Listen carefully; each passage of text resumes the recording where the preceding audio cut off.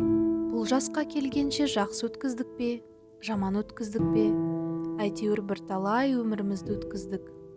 Алыстық, жұлыстық, айтыстық, тартыстық, әурешілікті көре-көре келдік. Енді жер ортасы жасқа келдік. Қажыдық, жалықтық, қылып жүрген ісіміздің баянсызын, байлаусызын көрдік. Бәрі қоршылық екенін білдік. Ал енді қалған өмірімізді қайтып, не қылып өткіземіз? Соны таба алмай өзімде қайранмын. Ел бағу? Жоқ, елге бағым жоқ. Бағусыз дертке ұшырайын деген кісі бақпаса, не албыртқан көңілі басылмаған жастар бағамын демесе, бізді Құдай сақтасын. Мал бағу? Жоқ, баға алмаймын. Балалар өздеріне керегінше өздері бағар. Енді қартайғанда қызығын өзің түгіл көре алмайтұғын, ұры, залым, тілемсектердің азығын бағып беремін деп, қалған аз ғана өмірімді қорғылар жайым жоқ. Ғылым бағу? Жоқ, ғылым бағарға да ғылым сөзін сөйлесер адам жоқ. Білгеніңді кімге үйретерсің, білмегеніңді кімнен сұрарсың?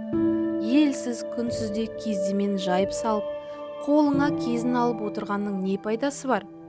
Мұңдасып, шер тарқатсар кісі болмаған соң, ғылым өзі бір тез қартайтатұғын күйік. Софылық қылып дін бағу? Жоқ, ол да болмайды. Оған да тыныштық керек. Не көңілде, не көрген күніңде бір тыныштық жоқ. Осы елге, осы жерде не қылған софылық? Балаларды бағу? Жоқ, баға алмаймын. Бағар едім. Қалайша бағудың мәнісін де білмеймін. Не болсын деп бағам?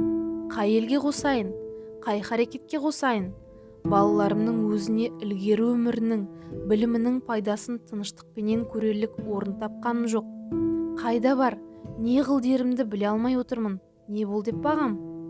Оны да ермек қала алмадым. Ақыры ойладым. Осы ойыма келген нәрселерді қағазға жаза берейін. Ақ қағаз бен қара сияны ермек қылайын. Кім ішінен керекті сөз тапса, жазып алсын, я оқысын. Керегі жоқ десе, өз сөзім өзімдікі дедім де, ақыры осыған байладым. Енді мұнан басқа ешбір жұмысым жоқ.